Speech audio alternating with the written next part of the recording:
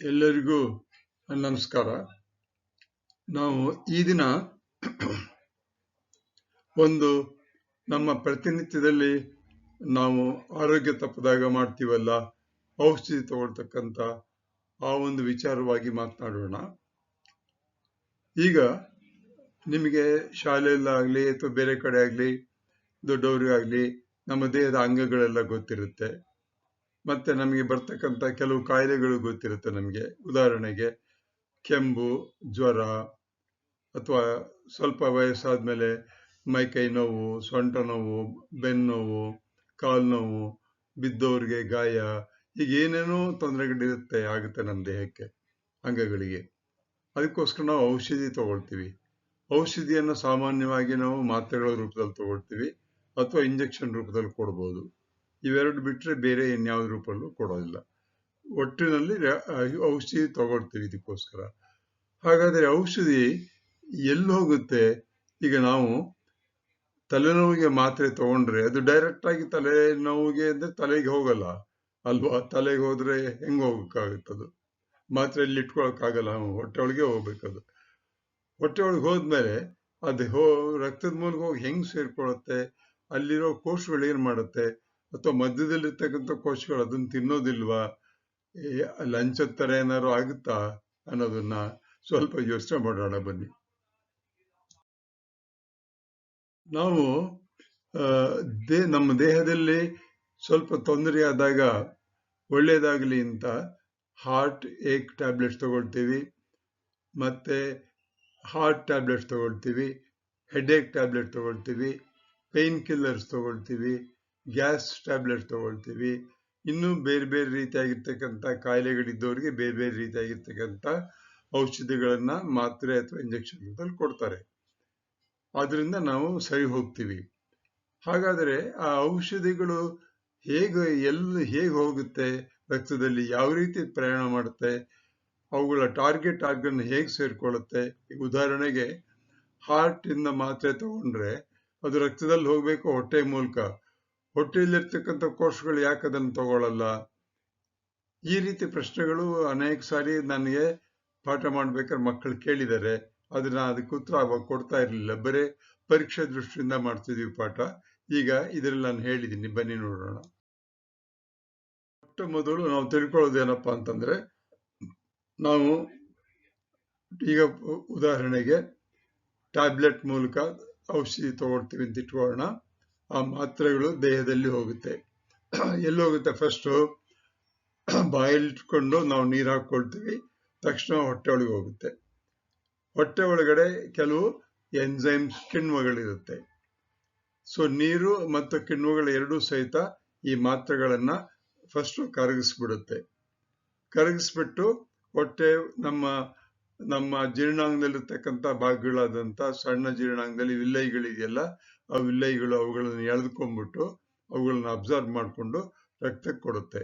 ರಕ್ತ ಅವುಗಳನ್ನು ತಗೊಂಡು ಹೋಗುತ್ತೆ. ಇದು ಫಸ್ಟ್ ಆಗ್ತಕ್ಕಂಥ ಕೆಲಸ. ಸಣ್ಣ ಉದಾಹರಣೆ ಕೊಡ್ತೀನಿ. ನಾನು ಇದನ್ನ ಇಂಗ್ಲಿಷ್ ನಲ್ಲಿ ಬರೆದಿದ್ದೀನಿ. ಕೆಲವು ಸಾರಿ ಇಂಗ್ಲಿಷ್ ನಲ್ಲಿ ಕೆಲವು ಗೊತ್ತಾಗ್ಲಿ ಅಂತ. For example, common head Ek medicines such as paracetamol or ibuprofen are absorbed from the intestine into the blood.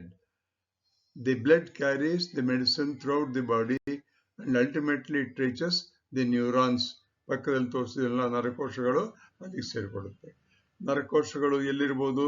ಬೆನ್ನಿನಲ್ಲಿರ್ಬೋದು, ಬೆನ್ನು ಮೂಳೆಯಲ್ಲಿರ್ಬೋದು, ಅಥವಾ ಬೆನ್ನು ಮೂಳೆಯಲ್ಲಿ ಕುತ್ತಿಗೆ ಒಳಗಿರ್ತಲ್ಲ ಅದರೊಳಗೆ ಮೆದುಳು ಬಳ್ಳಿ ಅಂತ ಹೇಳ್ತೀವಲ್ಲ, ಆ ಮೆದುಳು ಬಳ್ಳಿ ಹತ್ರ ಹೋಗ್ಬೋದು, ಅಥವಾ ಡೈರೆಕ್ಟ್ ಬ್ರೈನ್ಗೆ ಹೋಗ್ಬೋದು. ಒಟ್ಟಲ್ಲಿ ನರಕೋಶಗಳು ಸೇರ್ಕೊಳ್ಳುತ್ತೆ. ಪ್ಯಾರಾಸಿಟಮಾಲ್ ಮಾತ್ರೆ ತಗೊಂಡಾಗ ನರಕೋಶಗಳು ಸೇರ್ಕೊಳ್ಳುತ್ತೆ ಅಂತ ಇಟ್ಕೊಳ್ಳೋಣ. ಜ್ವರ ಬಂದಾಗ ಎಲ್ಲಿ ಹೋಗುತ್ತೆ ಅಂತ ಕೇಳಿದ್ರೆ, ಜ್ವರ ಬಂದಾಗ ಏನಾಗ್ಬೋದು? ಜ್ವರ ಎಲ್ಲಾ ಕೋಶಗಳಲ್ಲೂ ಸಹಿತ ನಮ್ಮ ಬಾಡಿಯ ಟೆಂಪರೇಚರ್ ಜಾಸ್ತಿ ಮಾಡಿರುತ್ತೆ. ಆದ್ರಿಂದ ಅದು ಎಲ್ಲಾ ಕೋಶಗಳಿಗೂ ಹೋಗ್ಬೇಕಾಗುತ್ತೆ. ಇಲ್ಲಿ ನೋಡಿ ವ್ಯತ್ಯಾಸ. ತಲೆನೋವಿನ ಮಾತ್ರೆ ತಗೊಂಡಾಗ ನರಕೋಶಗಳಿಗೆ ಹೋಗುತ್ತೆ. ನಮಗೆ ಜ್ವರ ಬಂದಾಗ ನರಕೋಶಗಳಿಗೂ ಹೋಗುತ್ತೆ, ಬೇರೆ ಕೋಶಗಳಿಗೂ ಹೋಗ್ಬೇಕದು, ಬೇರೆ ಕೋಶಗಳಿಗೂ ಹೋಗುತ್ತೆ. ಎಷ್ಟು ಚೆನ್ನಾಗಿ ಡಿಸ್ಟ್ರಿಬ್ಯೂಟ್ ಆಗುತ್ತೆ ನೋಡಿ. ಇದು ಒಂದು ಅದ್ಭುತ.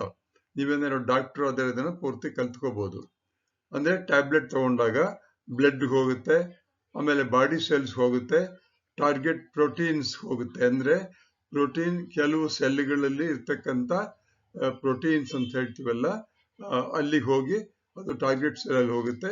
ಆಮೇಲೆ ಸೆಲ್ ಹೋಗುತ್ತೆ, ಸೆಲ್ ಮೆಂಬ್ರೇನ್ ಮೇಲೆ ಹೋಗುತ್ತೆ, ಸೆಲ್ ಮೆಂಬ್ರೇನ್ ಒಳಗಿಂದ ಸೆಲ್ ಒಳಗಡೆ ಹೋಗುತ್ತೆ. ಆಗ ಹೋದಾಗ ನಮ್ಮ ಆರೋಗ್ಯವನ್ನು ಕಾಪಾಡೋಕೆ ಪ್ರಯತ್ನ ಮಾಡುತ್ತೆ. ಉದಾಹರಣೆಗೆ ಹೇಳಿದ್ನಲ್ಲ, ಈಗ ಪ್ಯಾರಾಸಿಟಮಾಲ್ ಟ್ಯಾಬ್ಲೆಟ್ ತಗೊಂಡ್ರೆ ಈ ಪಕ್ಕದಲ್ಲಿ ತೋರಿಸಿಲ್ಲ ನರಕೋಶಗಳು, ಆ ನರಕೋಶಗಳಿಗೆ ಹೋಗಿ ಅಲ್ಲಿರ್ತಕ್ಕಂಥ ಆ ಒಂದು ನರಕೋಶದ ಪೊರೆ ಇದೆಯಲ್ಲ, ಕೋಶ ಪೊರೆ, ಆ ಕೋಶ ಪೊರೆ ಒಳಗೆ ಕೆಲವು ಭಾಗಗಳಲ್ಲಿ ಹೋಗಿ ನಿಂತ್ಕೊಂಡು ಒಳಗಡೆ ಹೊರಟೋಗುತ್ತೆ. ಆಗ ನಮಗೆ ಪೇನ್ ರಿಲೀಫ್ ಆಗುತ್ತೆ. ಆ ರಿಯಾಕ್ಷನ್ ಹೇಗಾಗುತ್ತೆ ಅನ್ನೋದು ಒಂದು ಭಾರಿ ಅದ್ಭುತ. ಅದನ್ನ ಬಯೋಕೆಮಿಸ್ಟ್ರಿಯಲ್ಲಿ ಓದ್ಬೋದು, ಇಲ್ಲಿ ಹೇಳೋಕ್ಕಾಗಲ್ಲ. ಇಲ್ಲಿ ಸಿಂಪಲ್ ಆಗಿ ಔಷಧಿಗಳು ಜೀವಕೋಶದೊಳಗೆ ಹೇಗೆ ಹೋಗುತ್ತೆ ಅಂತ ತೋರ್ಸಕ್ಕೆ 3 ಚಿತ್ರ ತೋರಿಸಿದೀನಿ ನೋಡಿ. ಈ ಎಡಗಡೆ ಇರ್ತಕ್ಕಂಥ ನಿಮ್ಮ ಎಡಗಡೆಗೆ ಇರ್ತಕ್ಕಂಥ ಚಿತ್ರದಲ್ಲಿ ಕೆಲವು ಅದು ಒಂದು ಕೋಶ ಮೆಂಬ್ರೇನ್ ಇದೆಯಲ್ಲ, ಅದರದ what we call ultra magnification ಆಗಿರ್ತಕ್ಕಂಥ ಒಂದು ಚಿತ್ರ.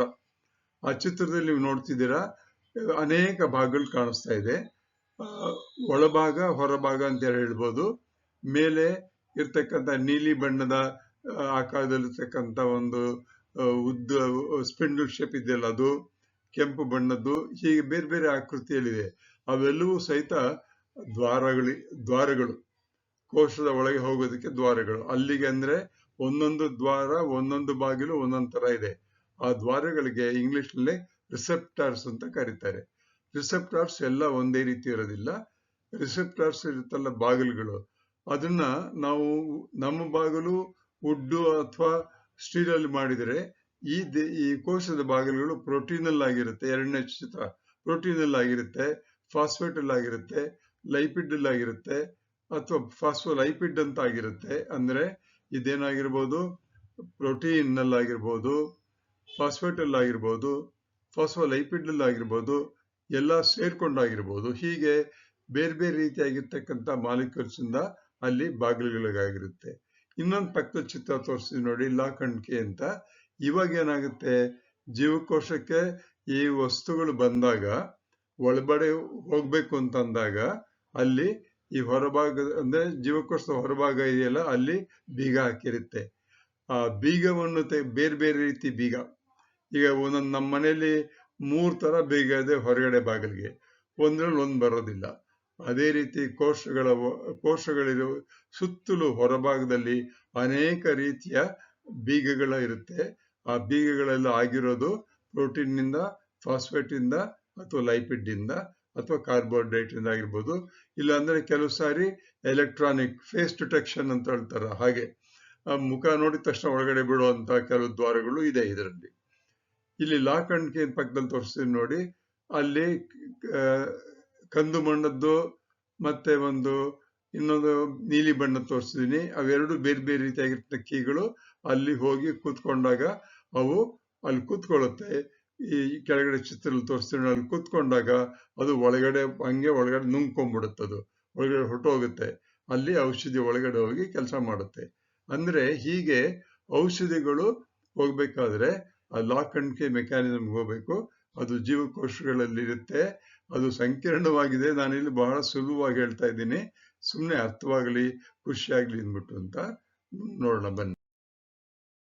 ನಾನು ಮೊದಲೇ ಹೇಳಿದಾಗ ಇನ್ನೊಂದ್ಸತಿ ಹೇಳ್ತಾ ಇದ್ದೆ, ಅದನ್ನ ಮಾತ್ರೆ ಪ್ರಯಾಣ ಮಾಡ್ಬೇಕಾದ್ರೆ ಮೊದಲು ಹೊಟ್ಟೆಗೆ ಹೋಗುತ್ತೆ, ಆಮೇಲೆ ಮಾತ್ರೆ ಹೊಟ್ಟೆ ಅಥವಾ ಕರುಳು ಅಥವಾ ಯಕೃತ್ ಅಂದ್ರೆ ಲಿವರ್, ಈ 3 ಜಾಗಗಳಲ್ಲಿ ನೀರು ಮತ್ತು ಜೀರ್ಣರಸಗಳನ್ನು ಸೇರಿಸ್ಕೊಂಡ್ಬಿಟ್ಟು ಅವು ಕರಗಿ ಹೋಗುತ್ತೆ.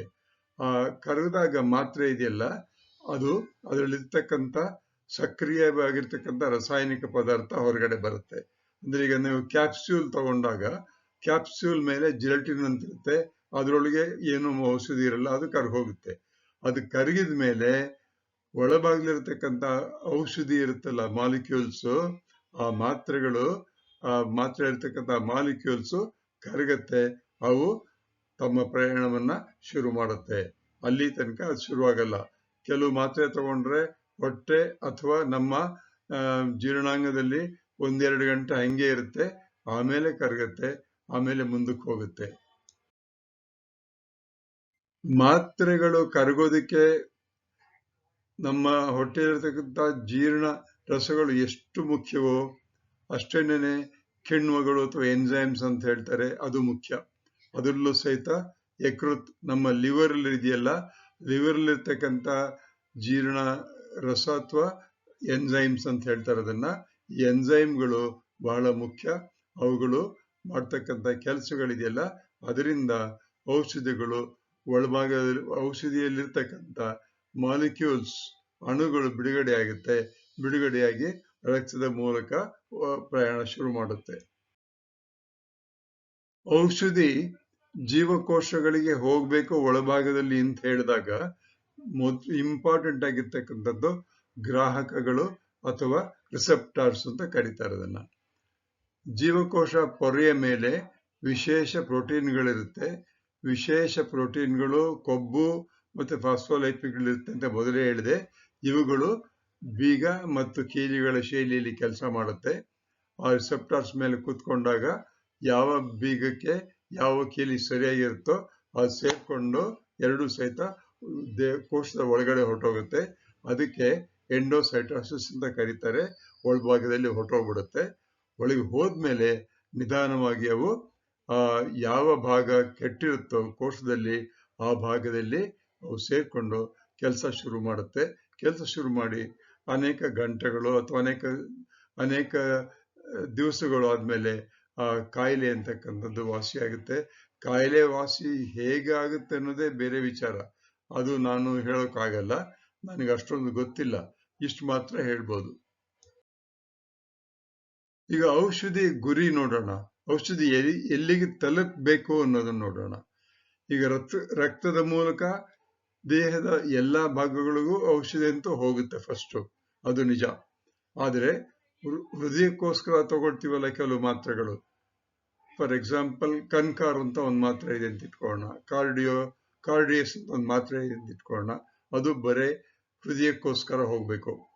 ನಾವು ಔಷಧಿಯನ್ನು ಎಷ್ಟೊತ್ತಿನಲ್ಲಿ ತಗೊಂಡ್ರು ಸಹಿತ ಅದು ರಕ್ತದ ಮೂಲಕ ಎಲ್ಲೇ ತಿರುಗಾಡ್ಕೊಂಡು ಹೋದ್ರು ಸಹಿತ ಅದು ಹೃದಯದ ಕೋಶಗಳ ಒಳಗೆ ಹೋಗ್ಬೇಕು. ಅದು ಬೇರೆ ಕಡೆ ಎಲ್ಲೋದ್ರೂ ಅದು ಏನು ಕೆಲಸ ಮಾಡಲ್ಲ. ಒಟ್ಟಿನಲ್ಲಿ ರಕ್ತನಾಳಗಳ ಮೂಲಕ ಹೋಗ್ಬೇಕದು. ಶ್ವಾಸಕೋಶಕ್ಕೂ ಹೋಗ್ಬೋದು ಅಥವಾ ಇನ್ನು ಇತರ ಅಂಗಗಳಿಗೆ ಬೇಕಾದ್ರೂ ಹೋಗ್ಬೋದು. ಎಲ್ಲೋ ಸಹಿತ ಅಲ್ಲಿರ್ತಕ್ಕಂಥ ಔಷಧಿ ಟಾರ್ಗೆಟ್ ಆರ್ಗನ್ ಅಂತ ಕರೀತಾರೆ. ಆ ಟಾರ್ಗೆಟ್ ಆರ್ಗನ್ಗೆ ಮಾತ್ರ ಹೋಗುತ್ತೆ. ಒಂದು ಉದಾಹರಣೆ ಕೊಡ್ತೀನಿ ಇಲ್ಲಿ. ಇತ್ತೀಚೆಗೆ ಪಲ್ಮರಿ ಆರ್ಟೀರಿಯಲ್ ಹೈಪರ್ ಟೆನ್ಷನ್ ಒಂದು ಮಾತ್ರೆ ಬಂದಿದೆ. ಅದಕ್ಕೆ PH ಅಂತ ಕರೀತಾರೆ. ಅದ್ರೊಳಗಿರ್ತಕ್ಕಂಥದ್ದು ಕೆಮಿಕಲ್ ಏನಪ್ಪಾ ಅಂದ್ರೆ ಸಿಲ್ಡನಾಫಿಲ್ ಅಂತ ಕರೀತಾರೆ ಅದನ್ನ. ಅದು ಎಲ್ಲಿ ಹೋಗುತ್ತೆ ಅಂದ್ರೆ ನಾವು ಹೊಟ್ಟೆಯಲ್ಲಿ ತಗೊಂಡು ಜೀರ್ಣ ಆದ್ಮೇಲೆ ಅದು ನೇರವಾಗಿ ಯಾವ ಕಡೆ ಹೋದ್ರು ಸಹಿತ ರಕ್ತದಲ್ಲಿ ನೇರವಾಗಿ ಅದು ಶ್ವಾಸಕೋಶಗಳಲ್ಲಿರ್ತಕ್ಕಂಥ ಶ್ವಾಸಕೋಶದ ಅಭಿಧಮನಿಗಳು ಅಂದ್ರೆ ಪಲ್ಮನರಿ ವೇನ್ಸ್ಗೆ, ಪಲ್ಮನರಿ ಆರ್ಟ್ರೀಸ್ಗೆ ಹೋಗ್ಬೇಕದು. ಆ ಪಲ್ಮನರಿ ಆರ್ಟ್ರೀಸ್ ಇರ್ತಕ್ಕಂಥ ಮಸಲ್ಸ್ ಕೋಶಗಳ ಒಳಗೆ ಕೆಲಸ ಮಾಡುತ್ತೆ. ಅದಕ್ಕೆ ಔಷಧಿ ಗುರಿ ಅಂತ ಕರೀತಾರೆ, ಟಾರ್ಗೆಟ್ ಆರ್ಗನ್ ಅಂತ ಕರೀತಾರೆ. ಔಷಧಿಗಳು ಟಾರ್ಗೆಟ್ ಆರ್ಗನ್ಗೆ ಹೋಗಿ ರೀಚ್ ಆಗುತ್ತೆ ರಕ್ತದ ಮೂಲಕ. ಒಂದು ವಿಡಿಯೋನ ಮಾಡಿದ್ದೀನಿ. ಇದು ಪರೀಕ್ಷೆಗೋಸ್ಕರ ಅಲ್ಲ ಮಾಡಿರೋದು, ಜ್ಞಾನಕ್ಕೋಸ್ಕರ. ಜ್ಞಾನವನ್ನ ಹಂಚಬೇಕು ಅಂತ ಹೇಳ್ತಾರೆ ಹಿರಿಯರು. ಅದಕ್ಕೆ ನನಗೆ ವಯಸ್ಸಾಗಿ 60 ವರ್ಷ ಪಾಠ ಮಾಡಿರೋದ್ರಿಂದ ಈ ಒಂದು ವಿಚಾರವನ್ನು ಹಂಚಬೇಕು ಅಂತ ಆಸೆ ಆಯ್ತು, ಹೇಳ್ತಾ ಇದ್ದೀನಿ. ಇದ್ರ ಸಾರಾಂಶ ನೋಡೋಣ. ನೀರು ಔಷಧಿಯನ್ನು ಕರಗಿಸುತ್ತೆ. ಕಿಣ್ವಗಳು ಔಷಧಿಯನ್ನ ಬದಲಾವಣೆ ಮಾಡುತ್ತೆ ಅಥವಾ ಒಡಿಬಹುದು. ರಕ್ತ ಔಷಧಿಯ ಗುರಿ ಅಂಗಗಳಿಗೆ ತಗೊಂಡು ಹೋಗುತ್ತೆ. ಔಷಧಿ ತನ್ನ ಕೆಲಸ ಶುರು ಮಾಡುತ್ತೆ, ಆಮೇಲೆ ದೇಹದಿಂದ ಹೊರಗಡೆ ಬರುತ್ತೆ. ಮಾತ್ರೆ ಕೇವಲ ಹೊಟ್ಟೆಯಲ್ಲಿ ಉಳಿಯೋದೇ ಇಲ್ಲ, ಅದು ದೇಹದ ಬೇರೆ ಬೇರೆ ಕೋಶಗಳಿಗೆ ತಲುಪಿ ತನ್ನ ಕೆಲಸವನ್ನು ಮಾಡುತ್ತೆ. ಇದನ್ನೆಲ್ಲ ವಿಜ್ಞಾನಿಗಳು ಹೇಗೆ ಮಾಡ್ತಾರೆ, ಡಾಕ್ಟರ್ಗಳು ಯಾವ ರೀತಿ ಪ್ರಿಸ್ಕ್ರೈಬ್ ಮಾಡ್ತಾರೆ ಅನ್ನೋದು ನೋಡಿ. ಒಂದು ಜ್ಞಾಪಕ ಇಟ್ಕೊಳ್ಳಿ, ಡಾಕ್ಟರ್ ಪ್ರಿಸ್ಕ್ರಿಪ್ಷನ್ ಇಲ್ಲದೆ ಯಾವ ಮಾತ್ರೆಗಳನ್ನು ನಾವು ತಗೊಳ್ಬಾರ್ದು. ಕಾರಣ ಆ ಕೋಶಗಳಿದೆಯಲ್ಲ, ಆ ಕೋಶಗಳಿಗೆ ಬುದ್ಧಿ ಇಲ್ಲ. ಯಾವ ಕೋಶಗಳು ಎಷ್ಟು ಕೊಟ್ಟರು ತಗೊಂಡ್ಬಿಡ್ತಾವು. ಉದಾಹರಣೆಗೆ ಕೆಲವರು ನಿದ್ರೆ ಮಾತ್ರೆ ಜಾಸ್ತಿ ತಗೊಂಡ್ಬಿಡ್ತಾರೆ.